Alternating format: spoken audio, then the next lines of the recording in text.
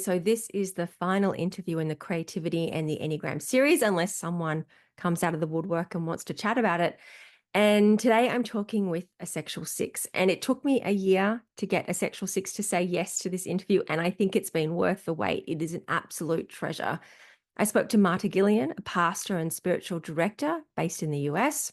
And we spoke about creativity of the mind, of imagination and curiosity and creating things that aren't necessarily tangible. But I also learnt a lot about the inner workings of a six's mind, particularly the sexual six, which tends to be more impulsive. And they can be described as being fearless or even a bit of a troublemaker, but they still carry the hallmarks of fear, as well as being loyal, responsible, and security oriented, all of which you'll really hear in this conversation. And it was really great to hear more about Marta's journey and how she started to see that being impulsive just wasn't serving her. And then how being impulsive also can contribute to analysis paralysis in the creative process. So it was really fascinating. I hope you enjoy it. And I hope you have learned as much about the Enneagram and the 27 subtypes and creativity and creative expression through this project as much as I have. Thank you for being a part of it, learning from it, participating in it, and making it everything that it has been. Thank you. What does creativity mean to you? So creativity, I think, is difficult for sixes in general. I know you've had a hard time getting sixes on your show, but creativity for me as a six has to do with less of what I'm making or what I'm creating, and perhaps how my perspective is on things. Being squarely in my head, just squarely in my head. Um, and not that I don't need my body or my emotions, my feelings. They definitely help with the creativity. But I think that usually the work of creativity goes on in my head. Mm. It does and it doesn't. It's just being able to take a new perspective feels like It's about creativity. seeing things differently, I think, Mm. and being able to, similar to a four sometimes, that we may be able to see what's missing.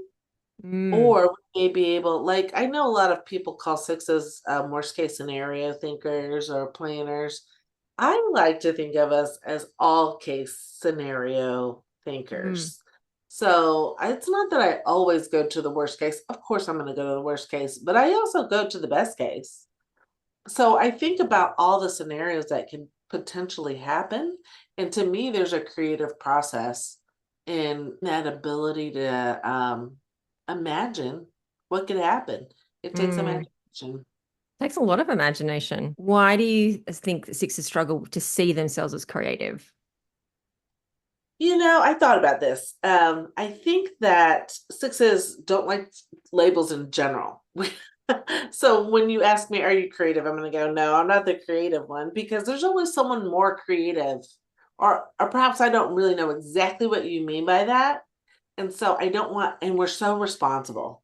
So we don't want to say, oh, I'm creative, because we're actually concerned that at some time you're going to call on us to be creative. And we said we were creative, and we don't really, we didn't clarify it really exactly. Mm. I mean, if you said anything, it could be creativity, it could be like, I'm looking for a leader in the room, we would go.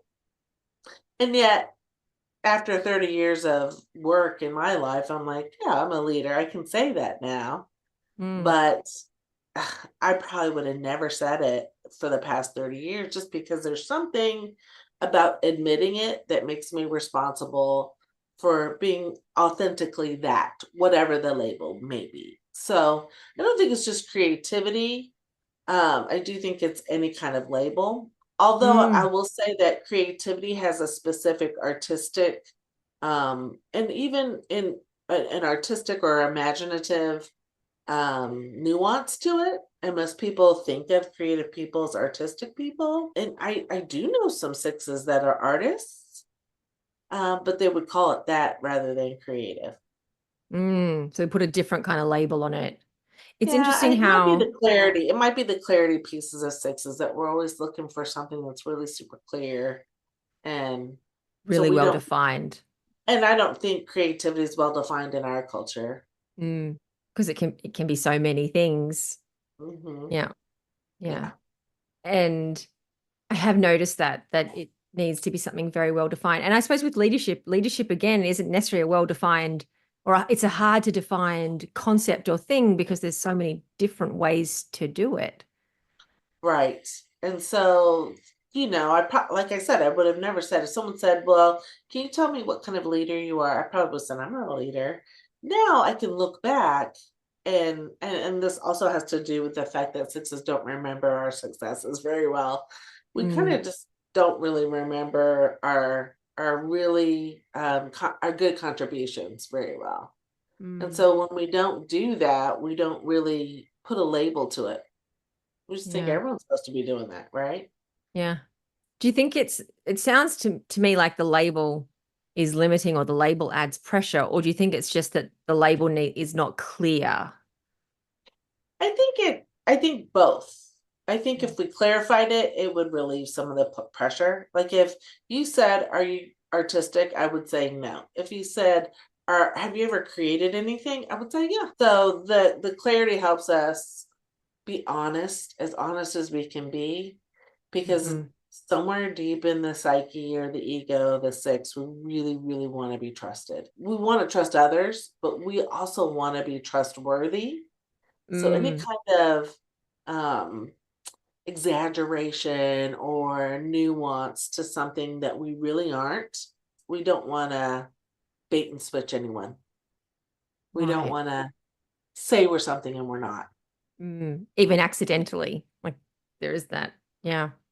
We'd rather just not say anything and fly under the radar. And then if people find out, that's great. Mm. So creativity as imagination. Are there times when you have translated those thoughts into something tangible, brought them out into the real world? I'm going to be hard pressed to find an actual item or a deliverable in Hmm. my creativity. It really does. I'm not sure if the other sixes said this, but it really does come in a lot of ability to problem solve. We're good problem solvers. And so the ability to think through different scenarios for ourselves and for others. So coaching is a really good, whether it's Enneagram coaching or life coaching, it's a really good job for sixes because we can ask a lot of questions. Mm, And we can go very deep and we can see the nuances and read the nuances that people are trying to communicate and clarify. And so those are really creative processes for me to help walk people along their journeys and to mm, help partner with them in being creative in other ways that they may not have thought of in their own lives to solve their own problems or to set their own goals or whatever the case would be, because the slate is open, right? It's a tabula rasa. It's an open plate, so anyone can fill it with whatever they want. mm, And I think another real good aspect of a six is that we're really just existentially curious. We just are constantly curious about um, motivations and strategies and things like that. And so I think that it can look like we're challenging or testing people sometimes, but I swear I just feel like I'm really, really curious about who they are. There's never been mm, a person I've met that I've not been curious about. And mm, so digging deeper in conversation with people has always been a creative process for me to be able to help them grow spiritually or to help them grow and do their inner work. mm. I think that's a really important point that questioning is creative, especially when it's because it's fueled by this curiosity and imagination. I've always thought that, but I know there have been times where people felt challenged by me, but Mm, it really felt like, and for a long time, I thought it was an 8 because I thought, "Oh, my questions are challenging to people, or they're intimidated by my questions." But when I'm deeply curious about the inner workings of someone, it really can hit on something that might mm, be a little too direct and a little too soon. mm, So, my skill is to learn how to ask it in a safer and more, emotionally or psychologically safe environment, Mm. which also takes some creativity, depending on the person. When we read about sixes or hear about sixes being questioning and how that does challenge people, or it feels like too much, or it comes across as negative, I don't think those descriptions of sixes are necessarily being told from the sixes perspective, which is actually, I'm just being curious. I'm just seeking information. This takes a lot of self-awareness for a six because, and a lot of ability to read the room. So, Right. when we're so curious and we have to have our questions answered, but we can't read the facial expression or the body language of someone who's right across from us, then we're not doing our own work. That is really just this for Mm. the sake of our head noise. Right. Right. So it's the sake pursuit of knowledge as opposed to the coming from an open curiosity sort of place. Yeah, and did that other person, I mean, and there's a lot of factors that there, did that other person agree to the interrogation? Did the other person want to share all the things that I'm curious about? Did they want to keep Mm, their privacy? Did they give permission for it all? And so there's a lot of yes. things that, I would say in my younger years and in my naivete, I just thought, well, I love it when people are curious about me. I'm curious about them. Mm, Let's have a conversation. And that's not how everyone is. mm. No, that's really insightful. And again, I'm a sexual six, so I think the subtype there matters as well because I'm a little more impulsive in the things I say and do, and I'm a little less nervous or anxious about conversations with people, whereas I know other sixes get real nervous socially. Mm. And so it sounds like by knowing that you're a sexual six, it's helped you with just defining creativity as curiosity and questioning for the moment, that knowing you're a sexual six has helped you even do that better, like tempering it to be more effective with what you want to achieve with it. Well, I mean, I have been told that I was direct or intimidating. I think just in life in general and knowing my subtype, Mm, that your impulsivity tends to wane after you've paid the consequences for it. And you learn about regret and things that you said or things you stuck your foot in your mouth on or whatever. mm, There's that, but also just going through just personal pain in my own life and doing some inner work on my own, just growth mm, helps you be more compassionate towards where other people are. And so it's not so much that the five wants to be ultimately private. That's just the symptom, right? They mm, they really want you to know them, but there's some pain there or some pinch mm, point that makes them fearful to be so vulnerable, to be known that way. And mm. so I get that now. Like there's Right. been enough in my life to where I'm like, oh, compassion is necessary. Yeah. And so bringing that sort of the heart space, bringing it in, combining it with the head. Being more aware of my feelings, which was not something I could do prior to probably 5 years ago, Mm, has really, really helped me. Just being able to clarify and identify the emotion that I'm feeling instead of just moving past it. mm, Or, I mean, it took me 3 years to type as a six because I didn't even know I was fearful because I mm. just could not handle my emotions. Right. So, I do think that emotions or the feeling space or even being in the body space, Mm, and now unfortunately knowing a little bit more about illnesses and the body and how it works and medical things, not by choice, but because we've had to, I think there are things there that slow the head noise down, and primarily the head noise for a six, feels like control.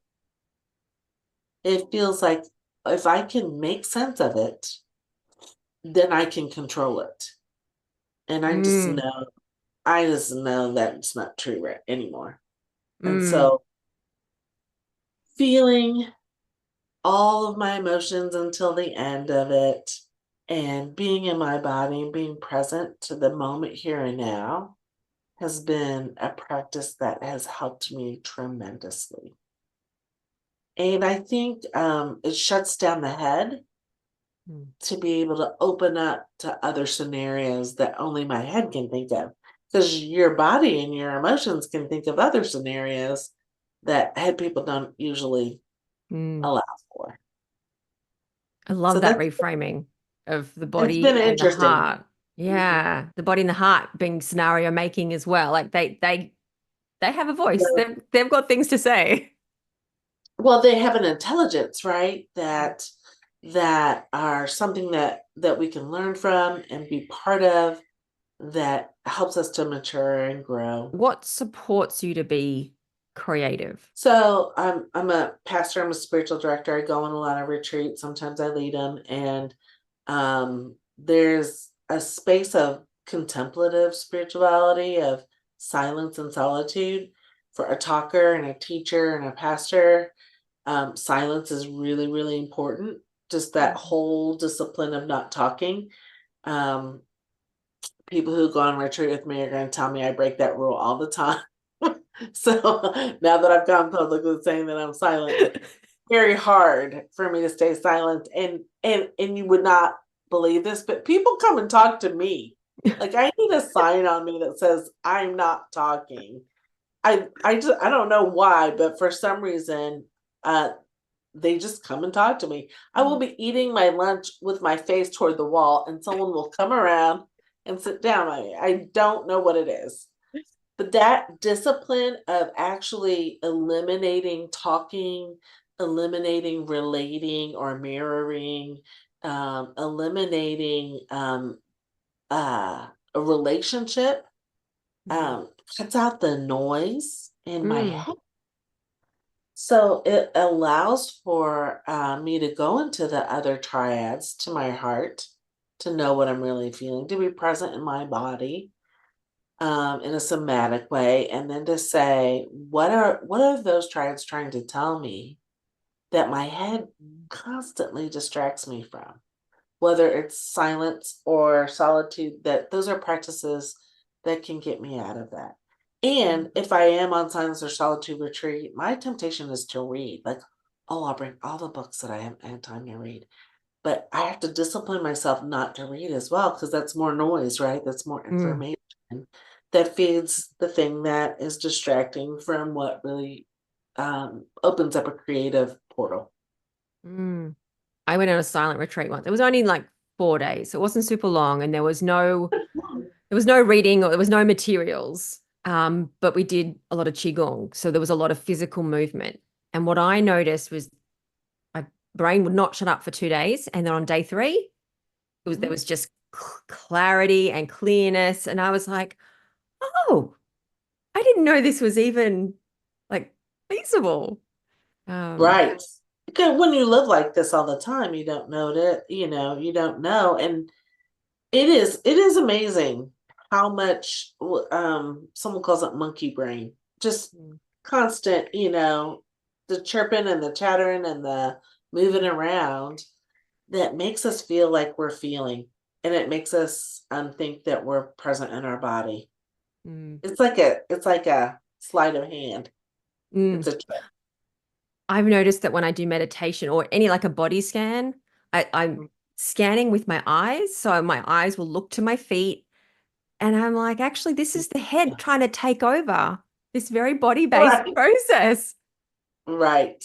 Um, And yeah. so, yeah, I think that you got to switch it up. You got to, and even after you've been doing solitude and silence, then something else has to happen. So, any kind of body movement, yoga, whatever the case would be, that can get you to switch up Mm. your normal triad. My next question is about creative blocks. Is that a thing for you? Do you experience them? What's that like? Yeah, it feels like fear. Right. Okay. And I don't really know that it's fear. It just feels like analyzation, paralyzation, analysis paralysis. Right. Uh, And so that's when I know it's difficult. So I would say if there's any kind of creative product that I do in my work consistently, it would be writing. So I might write or do curriculum for a class or even for Enneagram work to create some sort of workshop. Um, and I try to always do that through story because I think our postmodern culture really listens to story. So that Mm, requires some creativity. So when I mm, get into some sort of writer's block, I know that there is when I get in a writer's block, I know it's a creativity block. So I know that I'm trying to overthink it. I don't know if you read Anne Lamott, but her writing advice is just a shitty piece of work is better than not starting at all. yeah. So just tell yourself it's going to be shitty and just do it. Hmm. And that's okay. So I think the criticism that's in our head, even a six or someone who's in their head, that it's not going to be competent or it's not going to be right or we're not safe or we're fearful of whatever the fear is inside of us Mm. keeps us from moving. And I think what we have to do is take one step and one step later and then worry about fixing it later. And I think that we'll usually see that there's not that much to fix. Right. Usually. Or we just go, oh, okay, I'll fix that. But the not starting is death for me. And you said fear. I'm just curious, is as you sit down to do that writing and tell a story, is it scenario planning that's getting in the way when you say analysis paralysis? Like what's happening in that moment of Mhm. trying to tell a story? Yeah, I will just tell you that envision like I don't know if you heard about the committees that are in a six's head. We have like committees of people I don't or know if I have heard this. yeah, they advise us. I have different committees that advise us on things. So I have different faces in my head that when I prepare something to write, this is why I don't blog, or I prepare a message or a teaching, then I can see everyone's face and I know what they're going to think about what I said. Mm-hmm. And in a diverse culture and politically powerful lightning rod situation that I'm in here in America, it it doesn't really matter. Everybody's offended. I'm an equal offensive person Mm-hmm. at some point, and the fear then starts to rise about and there goes the worst case scenario. Right. So when I'm feeling fearful, then I start spinning, and then the worst case scenario is the one that wins out. Mm, And I say, well, that's no win, so why even try? mm, But I will mm, say that if I can get myself out and just start writing something, then I can feel other emotions like perhaps anger or perhaps compassion or perhaps sadness or even shame for that matter. Any of those mm. emotions can really help move me out of that block that I might be feeling or just admitting, oh, I'm fearful. Sometimes I don't even want to admit that. Mm. Yeah, I know that well. Yeah. I Oh, believe I'm afraid of something. I don't want to be limited here. Like right. it can be a lot of self-awareness just to get through the denial of something that might seem very obvious and basic, you know? Yes. Yes. But I think that when I allow myself all the whole gamut of emotions, even joy, because joy can be fearful for a six. Like Mm, success can be really fearful. mm, And so I mean, I'd rather have predictable nothing. This is a sad thing that I'm working on. I'd rather have predictable nothing than high, high, high or low, low, low. Because mm, high joy and low depression makes me vulnerable. Whereas boring keeps me flying under the radar. So mm, when you write something, or for that matter, being on a podcast or having something live in, perpetuity forever or whatever on the media, then I'm like, I'm surely gonna say something that makes someone mad. Or it'll be boring, so what's the point? mm.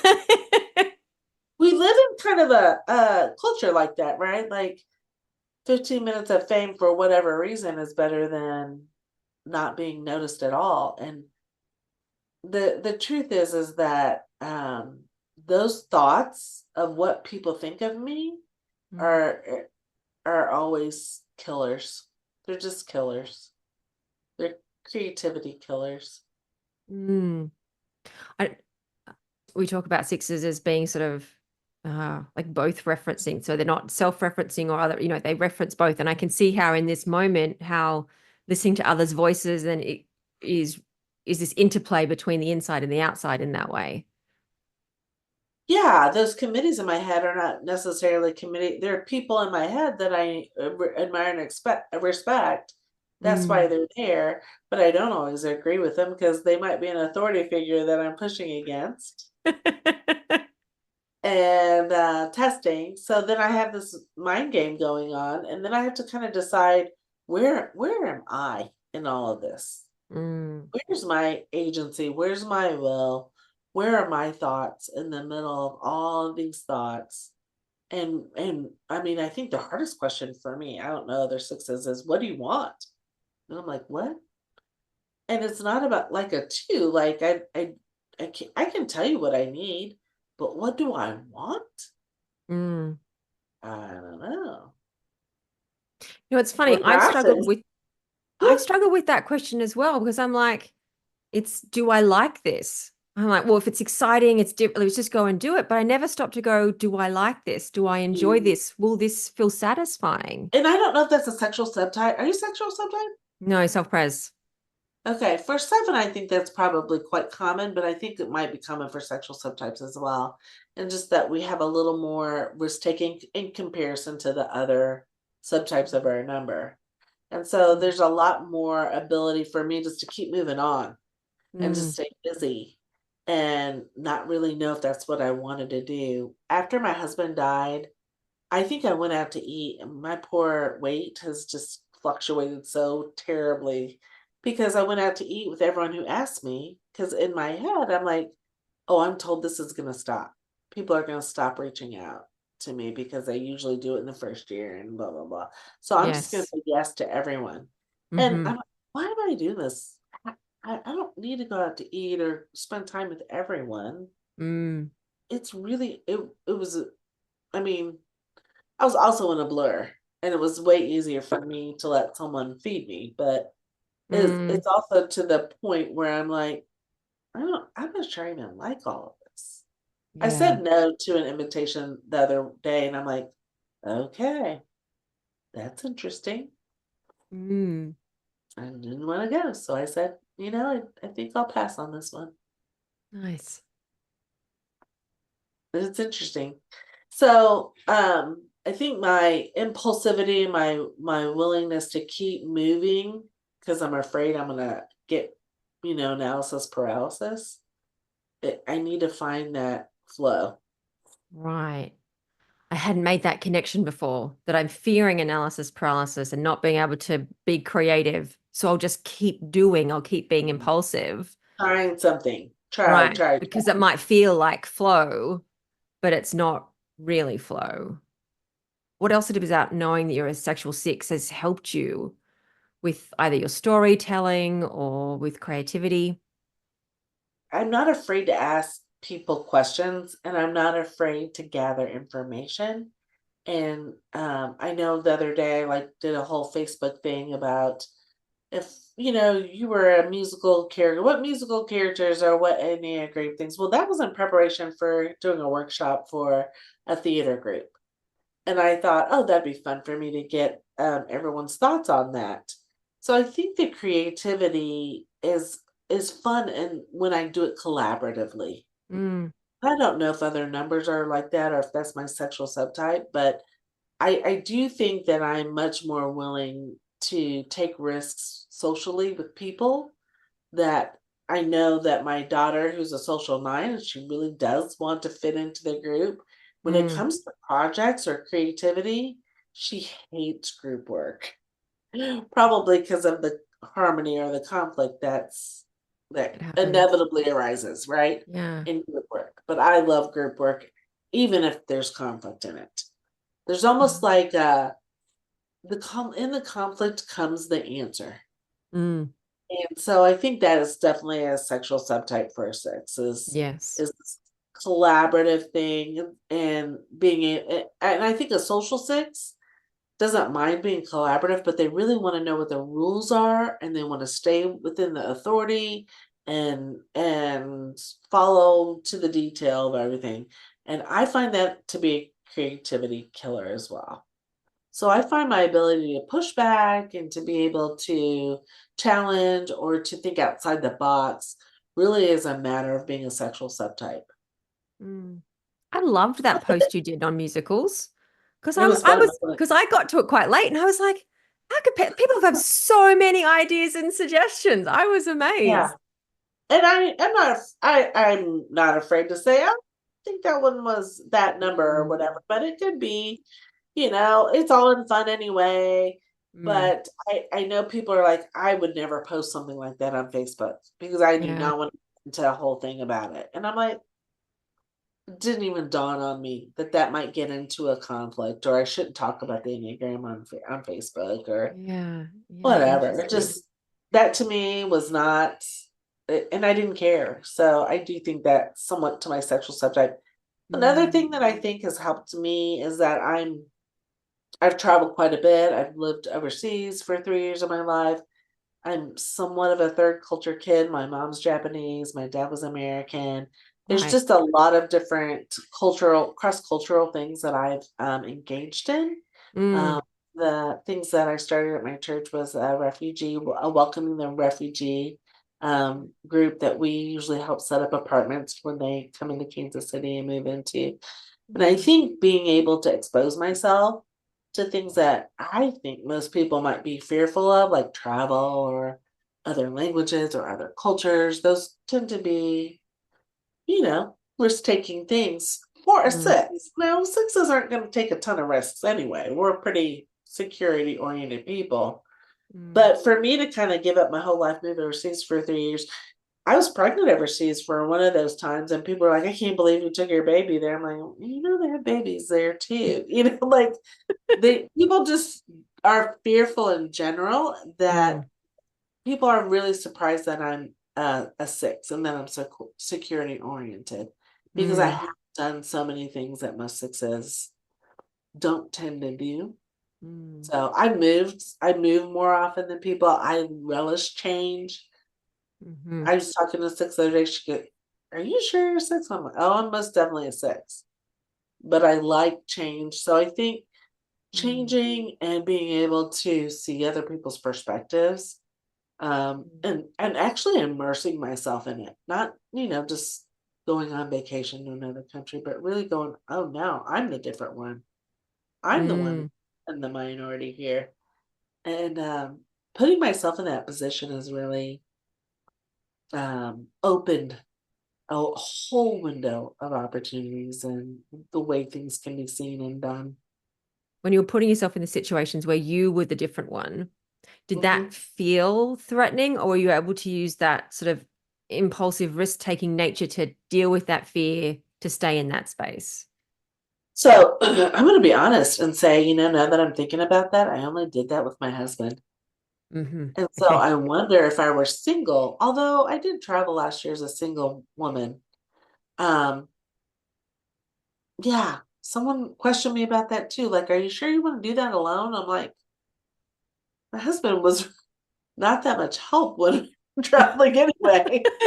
I'm not sure what you thought he was doing while we were doing that. But I don't know. It would be Mm. interesting to see if I'd been single all my life and that we hadn't done some of that together. Mm. But that could be the sexual subtype as well. When I was with him, I felt like I could do anything. Yeah. Wow. So I've always traveled alone, but I've always had someone at the place I'm going to avoid that being completely alone in a place. Right. It's been my strategy for coping with fear without realizing it. That's how I managed it. Yeah, travel's interesting. And it's also interesting when you're doing it temporarily and it's a whole nother ball game when you move.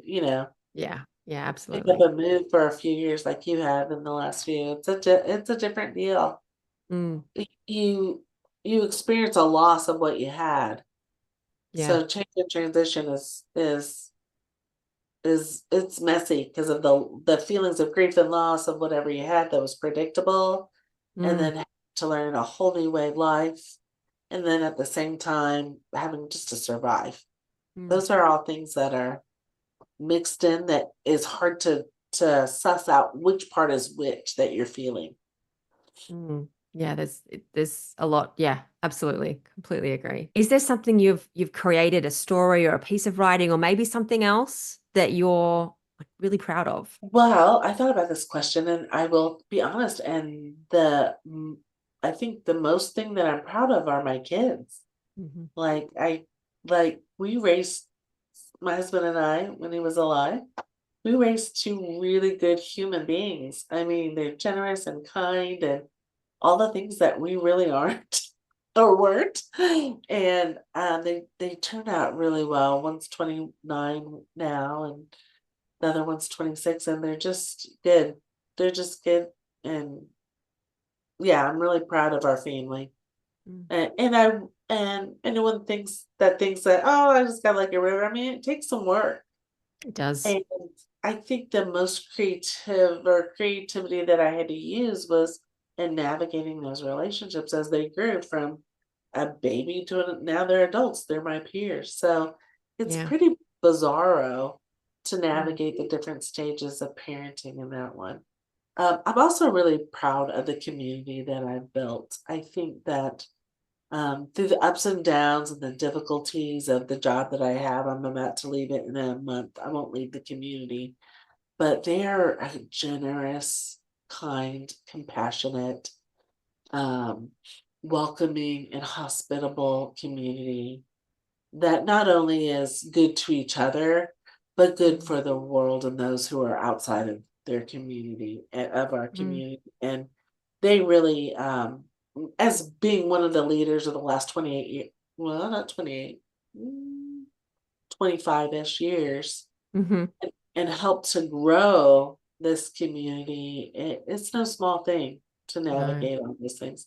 So I'm really proud of the work I did there. And Mm, then I'm in the end, I think I'm proud of some of the inner work that I've done mm. and grieving the loss of my husband and doing some Enneagram work and sharing what I've learned. Hopefully, it's the benefit of others too. So, yeah, I have no like piece of work to show for it, although they come out in some of my teachings. So, Mm, some of the creative things that I've done to build community or to build groups or even the refugee homes, like those are things that take mm, inspiration for people to give up their comfortable lives to be able to sacrifice to do for others. mm. And I think leading the way on that has been really interesting, some difficult, not easy, but really something I'm proud of. Yeah. Bringing those, like the refugee project, bringing that to life, that absolutely that's a huge amount of creativity and creative act and effort Yeah. to make it through to bring that to life. And I do think sometimes we forget how much effort and work and nuance and creativity like it does to make, for To families and bring people relationships and together parenting and community. yeah, to bring people together and to build relationships and to sustain them over a long period of time is in a transient global society that we have is no small Mm, thing. no, it's not. And we might think of it as work, but it's totally an active creation all the Right. time. Yeah. Right. As how I see it. I have no art or there's nothing that I've written that's been life changing, but hopefully I've impacted other people's lives. Absolutely sounds like it. So thank you.